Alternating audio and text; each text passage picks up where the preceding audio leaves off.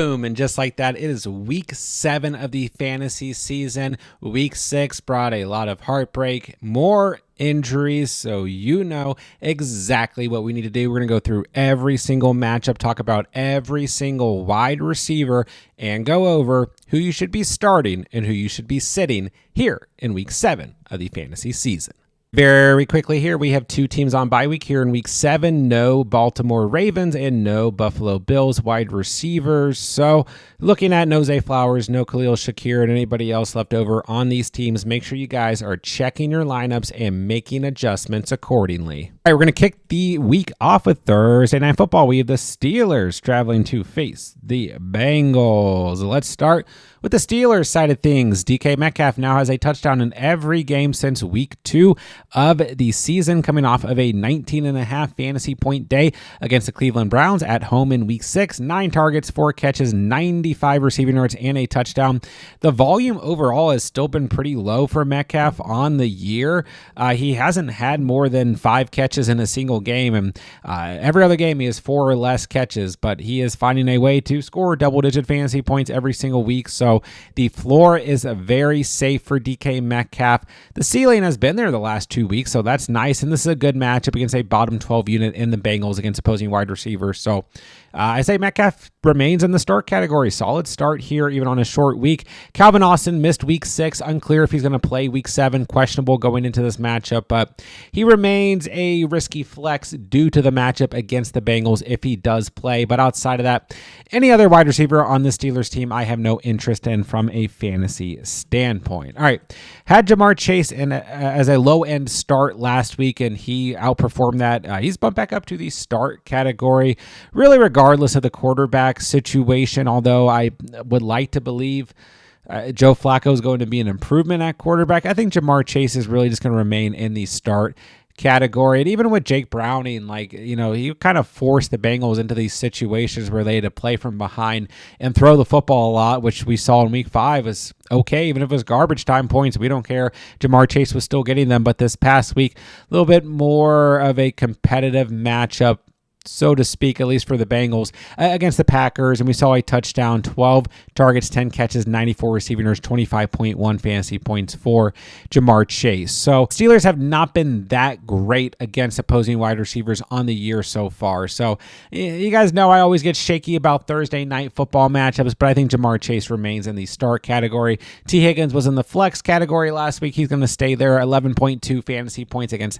the Packers in week 6, 8 targets, 5 catches, 62 receiving yards. So he's still solid enough, but doesn't have the same amount of upside with this quarterback situation as Jamar Chase. So Higgins, flex, Chase, start. Metcalf, really the only Steelers wide receiver that I am trying to start here in week 7 of the season. All right, early morning, we're going to have an overseas game between the Rams and the Jaguars. And a moment of silence for Puka Nacua owners. Although I guess it's not that serious. Looks like he has avoided a serious injury, and his status for week 7 is actually up in the air. There is somewhat of a possibility he's able to play in week 7, and we've seen Puka Nacua play through injury before, so we'll see how things shake out here. I think either way, Devontae Adams is a start, even coming off of a not-so-great week, his worst fantasy performance of the year, in a smash matchup. I guess the wind got to the passing game for the Rams this past week. Adams had 7.9 fantasy points, 9 targets, 4 catches, 39 receiving yards. He still remains in the start category, but I don't want to sneeze at this Jacksonville Jaguars defense. They have been very opportunistic when it comes to the passing game in terms of their takeaways on the season, but they do rank pretty low against opposing wide receivers, and I'm expecting this to be a good game script, even though it's a London game, overseas, all that mess. So I still like Adams this week, and if Puka plays, you're still firing up Puka Nacua. There's no way you can bench him, but we'll just kind of have to wait in terms of what's going to happen here. Tutu Atwell, Jordan Whittington, whoever's left over here who could be a potential play this week if Puka misses. I just don't want to risk it. Somebody could step up here, but do I really want to find out in my starting lineup or your guys' starting lineup? My answer is no, so I'm not going to start any other Rams wide receiver this week, even as like a risky flex. Brian Thomas Jr. will remain a risky flex, but he has had 10 or more fantasy points in 3 straight games, and he finally scored a receiving touchdown this past week, 10 targets, 8 catches, 90 receiving yards. He had 23 fantasy points against Seattle this past week. So I'm leaving him in the risky flex category because I don't know if I'm ready to trust Brian Thomas just yet, but I still think he's a pretty solid flex this week at the end of the day. And the Rams have been pretty good against opposing wide receivers. London games, I always get iffy about, but I do feel like this could be one where we do see some offense show up just due to the nature of both these teams. So Brian Thomas remains in the risky flex category, but don't feel too bad if you have to flex him. Any other Jaguars wide receivers, I just can't count on from a fantasy perspective. We are seeing that volume slowly start to build up for Travis Hunter.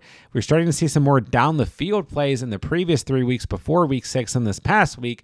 In week 6, not a lot of those big field type plays. So can't trust them just yet, and really can't trust Dewami Brown or Parker Washington as well, although they kind of show up at times as well. But yeah, this offense has really started to like spread the football around. Reminds you like the Packers or the Bills. So it's difficult to trust anybody on any given week, and really the only player we can consider on any given week is Brian Thomas. I know he's coming off of a poor performance, but I really like Devontae Adams to bounce back here in week 7, especially with the injuries to Puka Nacua. So I'm headed straight to Underdog to take Adams to score a touchdown in week 7. Don't forget, all new users who sign up on Underdog are getting a free NFL Pick'em to use towards NFL week 7. Take that free Pick'em, take Adams to score a touchdown, and if both of those lines hit, you'll automatically double your cash entry.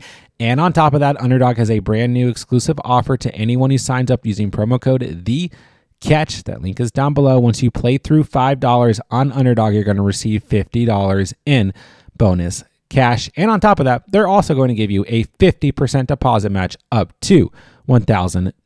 So make sure you guys sign up using promo code THECATCH on Underdog if you want to take advantage of all of their week 7 exclusive offers. All right, moving into the early slate of games on Sunday. Let's start with the Eagles traveling to face the Vikings. I'm leaving A.J. Brown and Devonta Smith in the flex category. I want to kind of bump them up to like low-end starts, but this Vikings unit has given up the fewest fantasy points to opposing wide receivers on the year so far, and we're still looking at A.J. Brown's just second double-digit fantasy performance this past week, and Devonta Smith only has 2 double-digit fantasy performances on the year, so that makes 4 double-digit fantasy performances between the 2 wide receivers.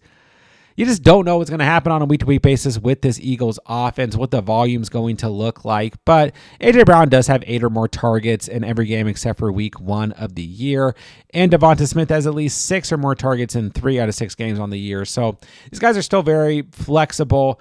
I just don't know if I can call them more than that. That's how I felt last week, and that's how I felt the week before, and this is still how I feel here in week 7 of the season. So I will never be surprised if one of these 2 guys has a big week, but I can't call A.J. Brown or Devonta Smith more than a flex. Solid flexes, but can't call them more than a flex in week 7.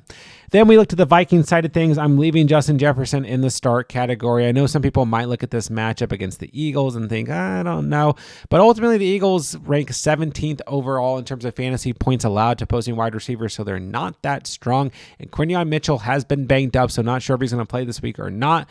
But ultimately, you still got to start Justin Jefferson regardless of matchup. He's at 19.3 or more fantasy points in 2 straight games and double digits on every game in the year. Home game for the Vikings, coming off of a bye week. You got to feel good. It's Justin Jefferson. Jordan Addison is in the flex category, but I think he's a very strong flex.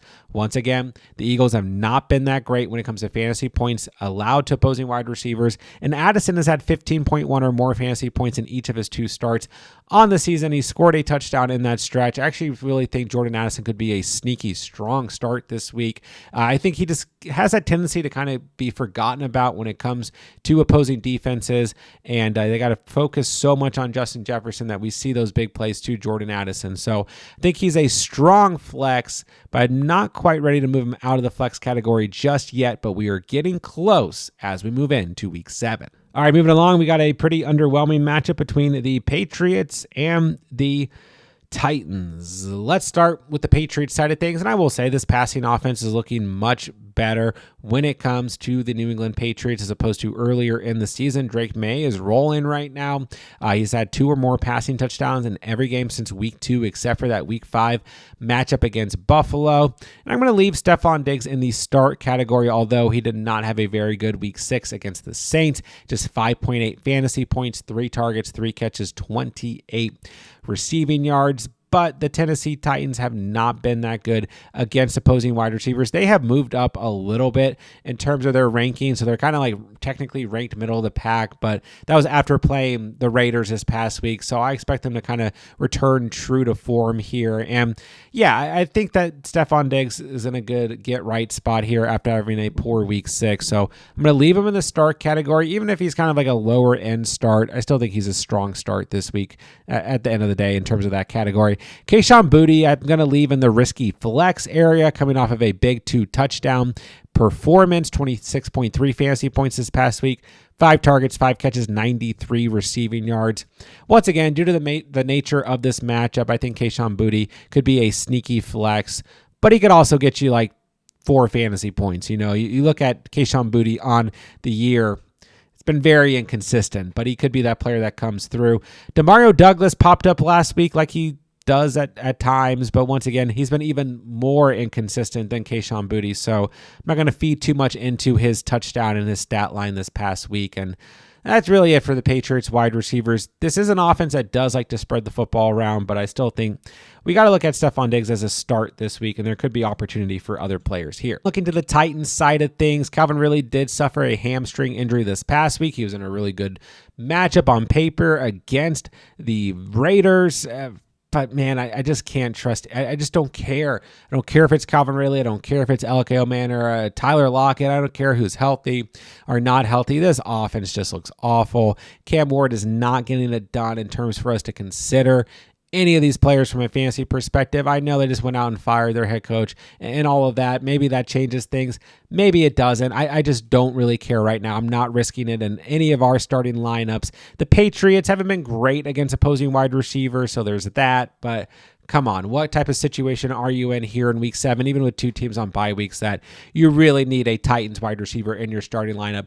Let's just sit these guys and move right along. Except we have the Panthers, who will travel to face the Jets. Let's start with the Panthers side of things. Tet McMillan, we talked about a potential breakout game a lot going into week 6 against the Dallas Cowboys, and we basically saw that. 17.9 fantasy points. You would have liked to see a little bit more here. 5 targets, just 3 catches, 29 receiving yards, but 2 of those catches were touchdowns. So he actually had his worst volume of the season yet, but still he is dominating the volume overall on the season when it comes to the wide receiver position for the Panthers. So I know he's going to get Sauce Gardner this week. Some people are going to freak out, and maybe the ceiling is lowered a bit here. The Jets have moved up against opposing wide receivers in terms of their rankings, but just due to the nature of this offense and how much volume they give Tet McMillan, I'm leaving him as a low-end start, and I think you got to feel pretty good about him if you own him. Now, Jalen Coker may come back into the mix this week, returning potentially from IR as he's been dealing with that quad injury. I think Coker could be the guy who starts to get volume out of the slot in this offense, but that's not going to impact Tet McMillan. If anything, I think it could actually help Tet McMillan, because right now there's really nobody else lining up that defenses have to worry about. So let's not get too crazy. If Jalen Coker plays this week, I'm not ready to call him a start, his first game back from injury, but definitely a player to keep a close eye on who's sitting at 17% rostered. In terms of anybody else, Jimmy Horn, Xavier Legette, Hunter Renfrow, you just can't trust any of these names from a fantasy perspective, especially if we do see Jalen Coker healthy this week. So Tet McMillan, really the only player we need to consider, and I still like him even with the matchup here in week 7. Now, Garrett Wilson did deal with a knee injury, also dealt with a lot of frustration in that week 6 matchup, and ultimately just was not fantasy relevant this past week against a good Broncos defense and Pat Surtain. 8 targets, 3 catches, 13 receiving yards, 4.3 fantasy points. Not that any of the Jets offense was relevant this past week, to say the least.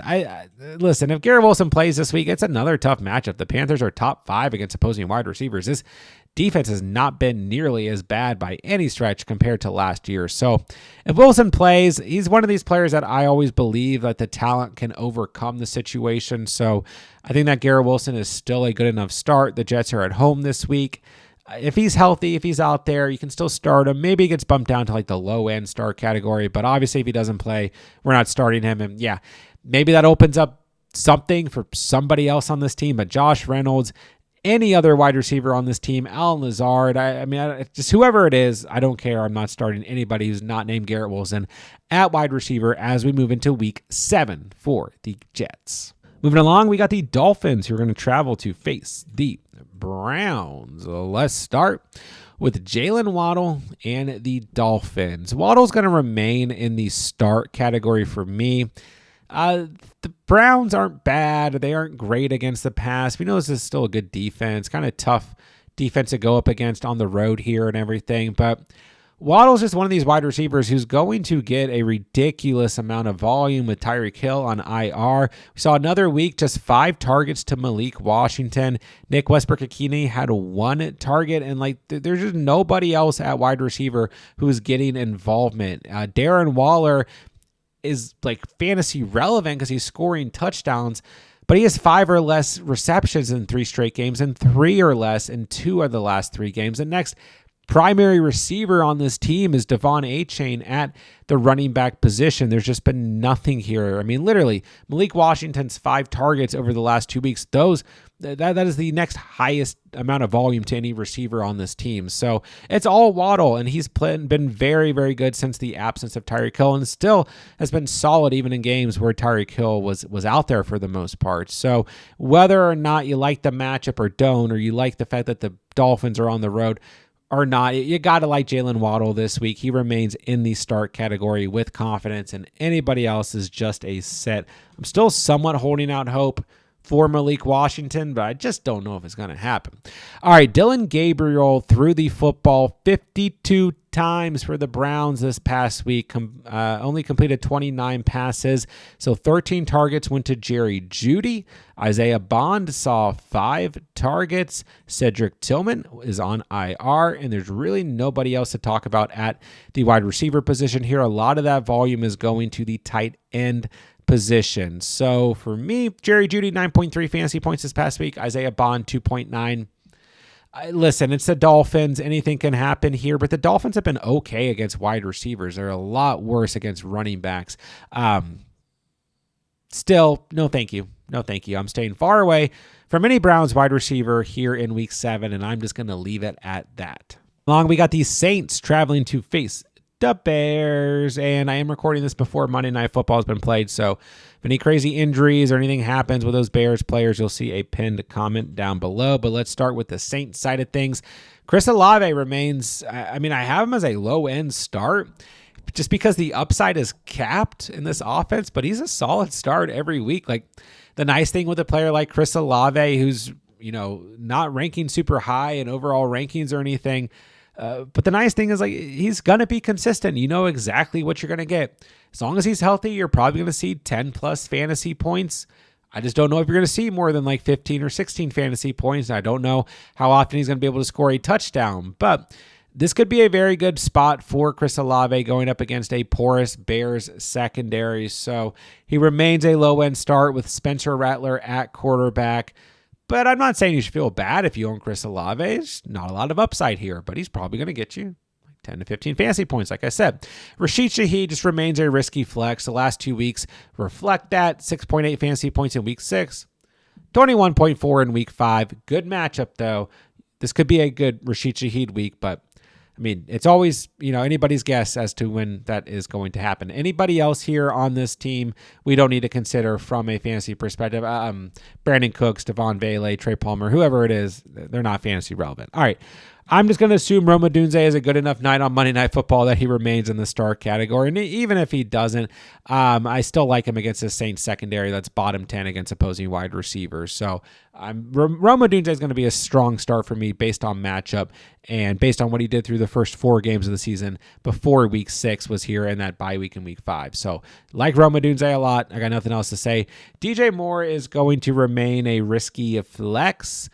And I'm starting to really worry about DJ Moore on this season. We'll see how Monday Night Football goes and all of that. But risky flex, not a lot of upside. Isn't quite looking like the guy in this offense, especially with the emergence of Rome Odunze. And Luther Burden, maybe if he has a big Monday night, we could start to consider. But for now, he's just going to be a stash for a majority of you guys as we move into week 7. Next up, we have the Raiders, who will travel to face the Chiefs and Arrowhead. Let's start with the Raiders side of things. Jacoby Myers just 7.9 fantasy points this past week. Trey Tucker had 12 fantasy points. And I'm getting really close to just looking at Jacoby Myers as like a sit, but I'm going to leave him in the risky flex area. Is not particularly a great matchup against the Chiefs, who are ranking top 10 against opposing wide receivers. And I mean, Trey Tucker in half and full PPR is a top 12 wide receiver in terms of fantasy scoring. Now, week 3, where he had 40 fantasy points, is elevating that, but he still has had 11.1 or more fantasy points in the last 2 games. So there's opportunity here for both these guys. I just don't know what to make of this offense with Geno Smith at quarterback, and with Geno Smith and the Raiders on the road here. I don't quite know that I love either of these guys. They're risky flex, desperation flexes only. Then we look to the Chiefs side of things. Rashee Rice should be back here in week 7, coming off of suspension. I think some people are going to look at this and say, oh, Rashee Rice needs to be a start, but he could be on a snap count. He's probably going to be eased in.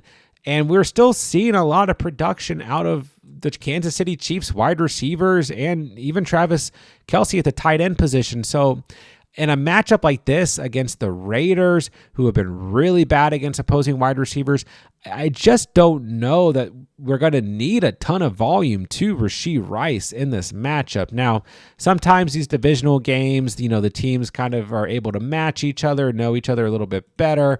We see strange things happen, but I would imagine this is going to be a type of matchup where the Chiefs are going to be in a good position and maybe don't even need to throw the football a ton. And Xavier Worthy's looking good. Hollywood Brown's coming off of a big 2-touchdown game. Tyquan Thornton completely disappeared this past week, and Juju Smith-Schuster is still getting involvement. So this offense is really starting to open up through the air. Patrick Mahomes is looking great, not just through the air, but also on the ground. So this is a wide receiver room where there's going to be a lot of involvement to different players. Now, I do believe as time goes on, Rashee Rice will solidify himself as a true number 1 wide receiver, but I have a bad feeling that his upside could be capped at times due to guys like Hollywood Brown, Juju Smith-Schuster, Xavier Worthy, and Tyquan Thornton being on the field, and Travis Kelce still looming as well. So they're all risky flexes for me, long story short, here in week 7 in terms of the primary players here, Rice, Worthy, and Brown, who've seen the most volume.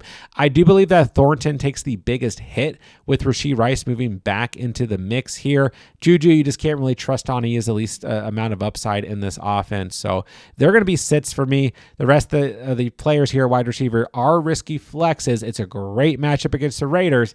Just a lot of volume to a lot of different players on this Chiefs team. All right, then moving into the afternoon slate of games, we're going to have the Colts traveling to face the Chargers. Let's start with the Colts and Michael Pittman coming off of his worst fantasy performance on the season. 3 targets, 2 catches, 20 receiving yards. He had just 4 fantasy points this past week against the Arizona Cardinals, who were like middle of the pack against wide receivers, and Will Johnson's been playing pretty dang good this year, pretty underrated. So I don't want to overreact too much to this. Pittman still has 4 touchdowns in 6 games on the year so far, and I just kind of have a good feeling about this matchup. I feel like it's going to be a higher scoring affair, but the Chargers secondary has been really good this year. They've been better against receivers than they have been against opposing running backs, where last year it was the opposite, right? So with all that being said, I'm still going to leave Pittman as a start. Don't want to overreact here. Danny Dimes coming off of a good game. He's still been solid over the past couple games, even if he hasn't been great from a fantasy perspective. He's been solid throwing the football. So I believe in this passing attack for the Colts. Jonathan Taylor does kind of cap the upside sometimes of these guys, but I think Pittman he should feel good about this week. Then we got Josh Downs, who is one of the top players in this week's waiver video.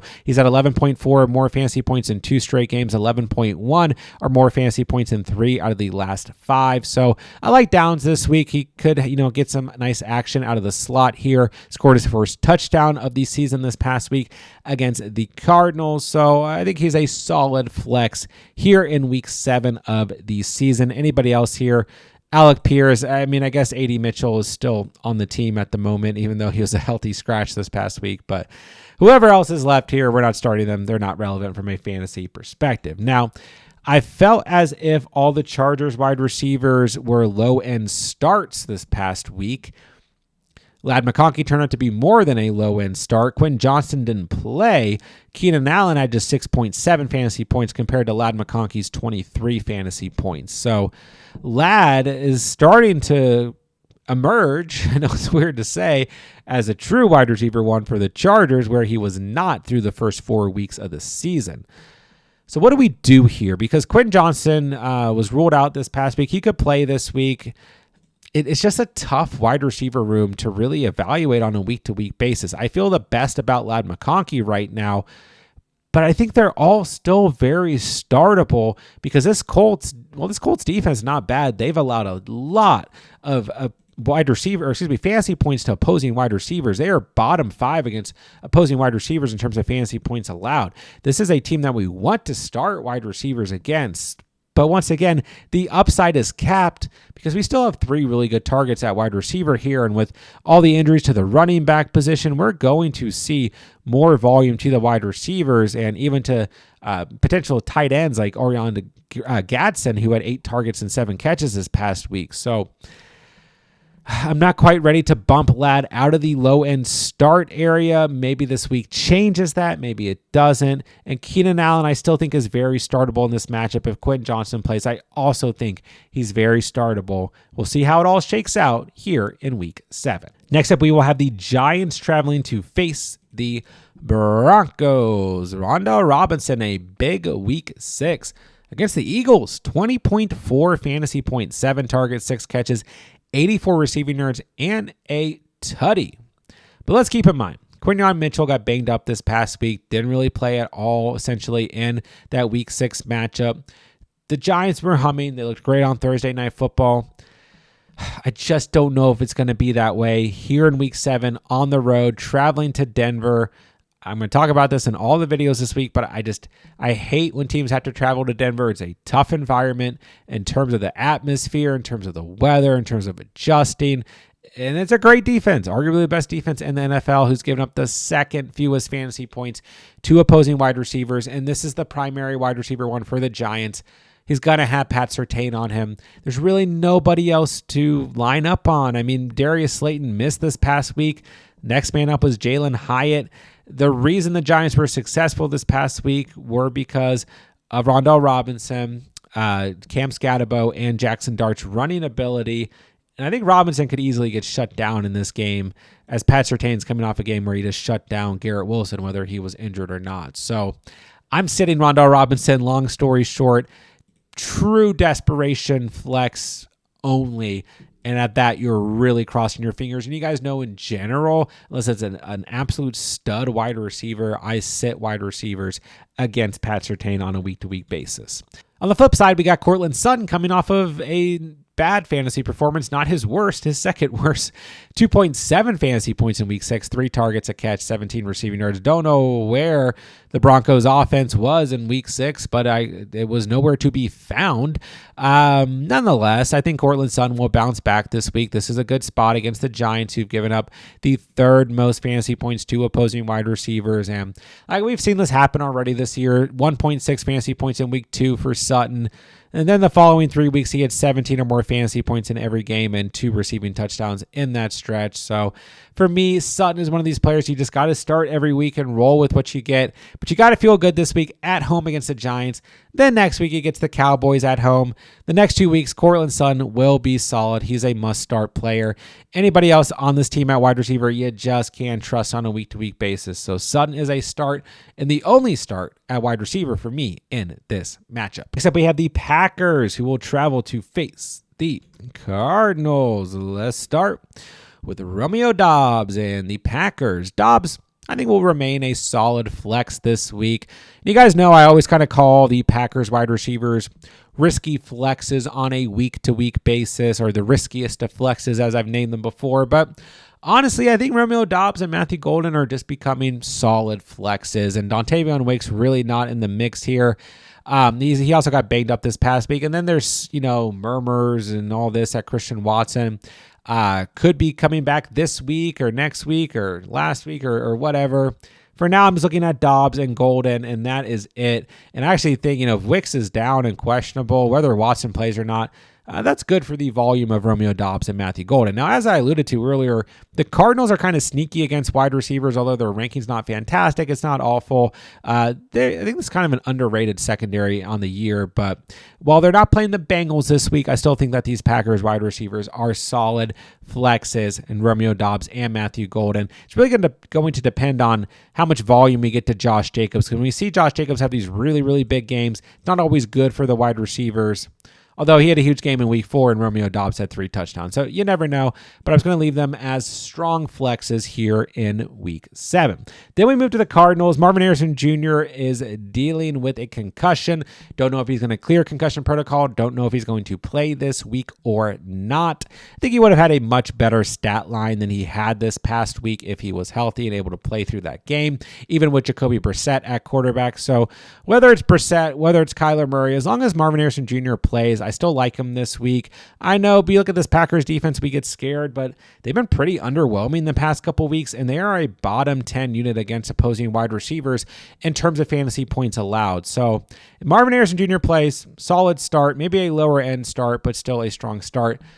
Anybody else, Michael Wilson, Greg Dortch, just no thank you. Staying away from anyone who's not named Marvin Harrison Jr. in terms of the Cardinals wide receivers, here in week 7. All right, next up we will have the Commanders traveling to face the Cowboys in a good divisional matchup. And as a reminder, I have to record this before Monday Night Football, so don't yell at me if something happens to one of these Commanders wide receivers on Monday Night Football. But Debo is questionable technically going into Monday Night Football with a heel injury, but he is expected to play, and I'm going to go ahead and guess he has a good game against a really bad Bears secondary. But regardless, he's getting the Cowboys this week, and they are the worst secondary in the league in terms of fantasy points allowed to wide receivers. So start Debo as long as he's healthy, and maybe Terry McLaurin is back week 7.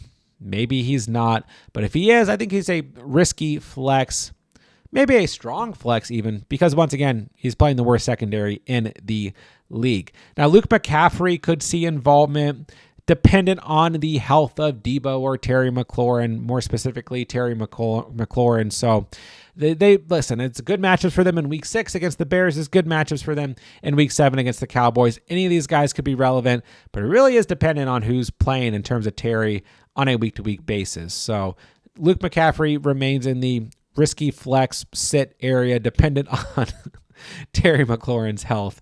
We'll leave it at that. But I do think some of these guys are going to absolutely go off against the Cowboys. All right. Then speaking of the Cowboys, George Pickens has been absolutely electric in the absence of CeeDee Lamb. He's had 31 or more fantasy points in 2 out of the last 3 and 17.8 or more fantasy points in every game except for week 5 on the season. He has scored a touchdown in every game since week 2. He has 6 touchdowns on the year so far. Regardless of if CeeDee Lamb is able to play in week 7 or not, I am still starting George Pickens. He is your wide receiver 1 in half PPR, your wide receiver 4 in full PPR. Keep rolling with them. CeeDee Lamb, the early reports are indicating that he has a chance to play in week 7. So if he plays, I'm always going to start CeeDee Lamb, really regardless of matchup. But the Commander secondary has not been that good this year. So this is a good spot for Pickens and Lamb. In terms of anybody else, especially if CeeDee Lamb comes back, I don't think we're going to see like a huge breakout potentially for Ryan Flournoy, who made some more noise in week 5. Jalen Tolbert, Kevontae Turpin, whoever is there. Turpin's been hurt as well. it's not going to matter if Lamb is back. Lamb and Pickens are the only players that we want to start. And even if Lamb isn't back, I'm still rolling with George Pickens as one of the best potential starts here in week 7. Sunday Night Football will be the Falcons traveling to face the Niners. Let's start with the Drake Lundo and the Falcons. Once again, this is recorded before Monday Night Football. Don't yell at me if he's hurt. There'll be a pinned comment down below in terms of my thoughts here. Drake London gets hurt. But ultimately, Drake London, I think, is going to be a strong start against the Niners, who do not have a bad secondary by any stretch, but they don't have a great secondary. They're middle of the pack. Just go ahead and keep rolling with Drake London if you own him. He's just one of those players who's a low-end start on a week-to-week basis. If he scores, you'll see some upside. If not, you'll probably still get a decent stat line.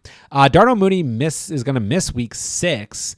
And that may open up things for Ray McCloud. It may open up things for a player like Casey Washington, whoever else is left here. But really, the only Falcons wide receiver that I trust and want to start on a week-to-week basis is Drake London. The season hasn't been necessarily promising for Darnell Mooney, so even when he's healthy, I don't quite know how I feel about him. All right, then speaking of injured wide receivers, let's talk about the Niners. I talked a lot about Kendrick Bourne going into week 6. Really encourage you guys to pick him up off waivers. Encourage you guys to stash him. And I really think when it comes to Kendrick Bourne, whether Pearsall or Jennings are healthy or not healthy, or Kittle's healthy, or Brock Purdy's healthy, or Mac Jones is playing, I think Kendrick Bourne is really starting to carve out a role in this offense. Now, I have also spoken to the fact that Mac Jones and Kendrick Bourne seem to have a chemistry, obviously dating back to their days with the New England Patriots. So I kind of like Kendrick Bourne a little bit more if Mac Jones is quarterback, but I still think he'll be solid if Brock Purdy's the starting quarterback. But because of the unknown here in terms of health and volume and this and that, all these guys remain risky flexes. I mean, Jennings played last week, and it turns out he's playing with like 19 broken ribs and all this stuff, and 3 targets, 1 catch. It was on the field for 77% of the snaps, left the game, came back. Who knows there? Ricky Pearsall missed week 6, could return in week 7. It's just the curse of the Niners, and I don't know what else to say on a week-to-week basis, but I do like Kendrick Bourne. I have liked him over the last 2 weeks. Could be solid this week, and I would really hope, like, once Ricky Pearsall is back in the mix, I do think he's going to be solid once he's healthy.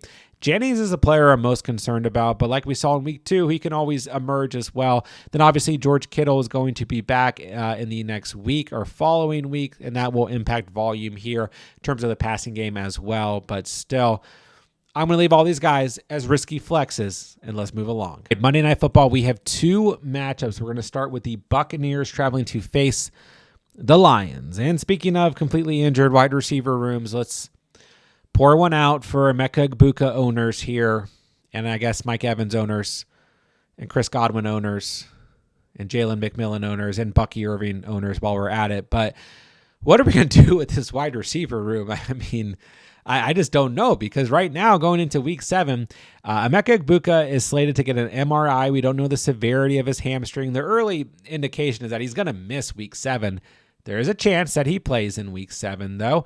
Mike Evans, it's hopeful that he will practice this week, according to reports, as he deals with his own hamstring injury. Then I'm a little worried about Chris Godwin. It's unlikely he's going to practice this week as he deals with a fibula injury, but all these guys have a shot to play in week 7. It's a good matchup against the Lions. They are a bottom 6 unit against opposing wide receivers in terms of fantasy points allowed. And it's a good game script. Like, we're going to see points scored in this game, I would imagine. So any of these guys have an opportunity, of course, due to the nature of their talent, to have a good stat line. But I don't know if any of these guys are going to play. So if they don't play, what does that mean? I mean, Rachaad White will likely see some volume at the running back position. Cade Otton will likely see volume at the tight end position. But we saw a very, very cool touchdown out of Tez Johnson this past week that people, I think, might be overreacting to. He only had 1 catch, but it was a 45-yard touchdown, an acrobatic touchdown at that, 11.5 fantasy points. We saw Cameron Johnson have 4 targets, 4 catches, 64 receiving yards, a touchdown, and 16.4 fantasy points.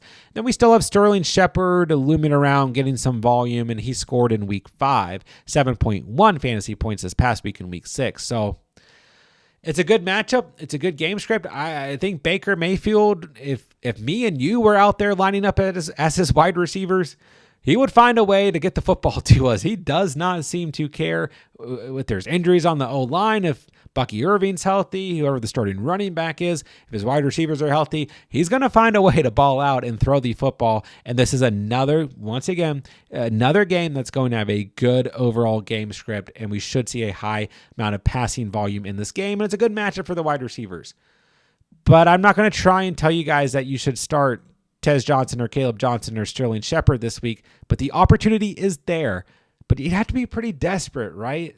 And then once again, it's going to depend on the health of Igbuka, Godwin, and Evans. And this early in the week, we don't quite know exactly what's happening with those guys, at least at the time I'm recording this. So big old question mark and some risky flexes when it comes to those Bucs wide receivers. And unfortunately, I just have to leave it at that. When it comes to the Lions wide receivers, Amon Ross St. Brown, another solid day, 13.7 fantasy points, 10 targets, 9 catches, 45 receiving yards, top 5 fantasy wide receiver in half and full PPR. Once again, you got to like him. You got to like the game script here. The Bucs, not awful against wide receivers, top 12 in terms of fantasy points allowed to the position, but it's Amon-Ra St. Brown. I don't care. Start him every single week. Jameson Williams, I called it last week. This is the riskiest flex ever in all of fantasy football, probably, but he can always pay off. You don't know if he's going to get you 2 fantasy points like he did in week 5 in a good matchup, or if he's going to get you 18.6 fantasy points in a less favorable matchup like he did this past week. 7 targets, 6 catches, 66 receiving yards, and a touchdown. This was his best game in terms of overall volume, in terms of receptions, his second best in terms of targets, and obviously he scored a touchdown. It was his second best in terms of receiving yards on the year. So remains the riskiest flex ever. If you got nothing better, he's a dart throw that you can start every single week.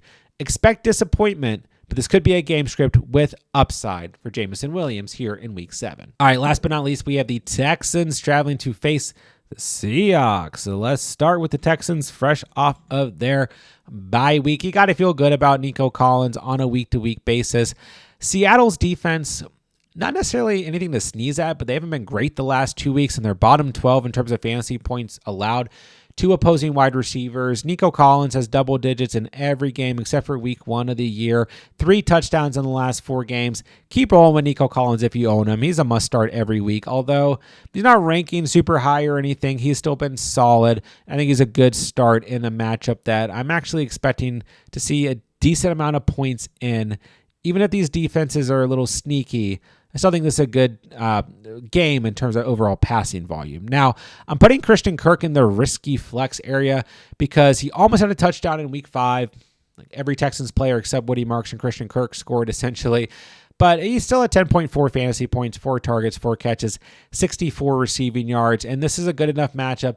Once again, I like the potential for overall passing volume in this game. So he's a risky flex. And then in terms of like anybody else here, Jalen Noel, who had a touchdown against the worst defense in the NFL, or Xavier Hutchinson, whoever it may be, I'm just not going to trust any of these players in this matchup. Not enough volume, not enough consistency.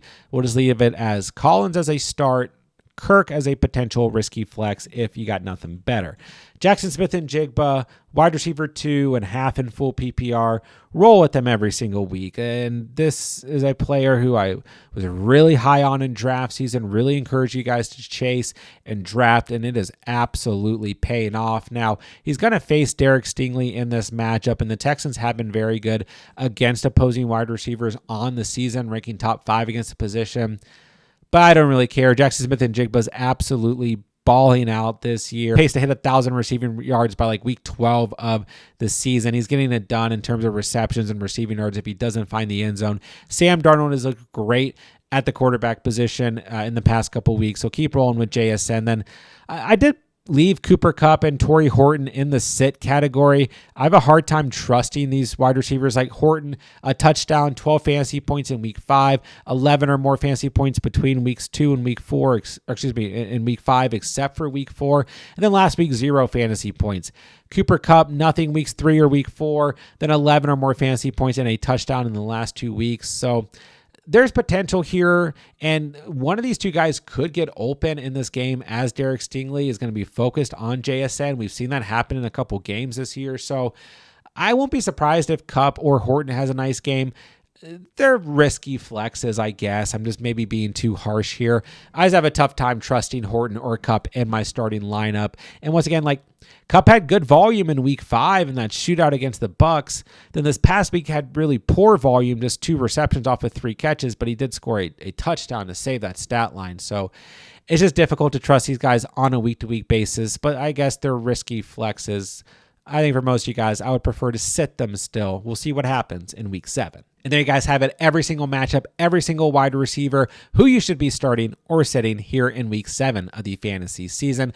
Don't forget, guys, I'm answering all fantasy football questions in the comment section down below. So if you guys need anything whatsoever as we move into week 7, please drop me a comment. I will answer as many as I can throughout the course of the week. And while you guys are down there, it does me a huge favor. It helps out the channel tremendously if you guys hit that like button and that subscribe button on the way out when the videos and playlists pop up on the screen. Make sure you guys go check out all of our week 7 fantasy content. We're going to have everything that you could possibly need to dominate this week and every week of the fantasy season. So make sure you guys are checking out the videos as they come out. And with that, I'll say thank you guys so much for watching and or listening. And remember, you saw it here on The Catch.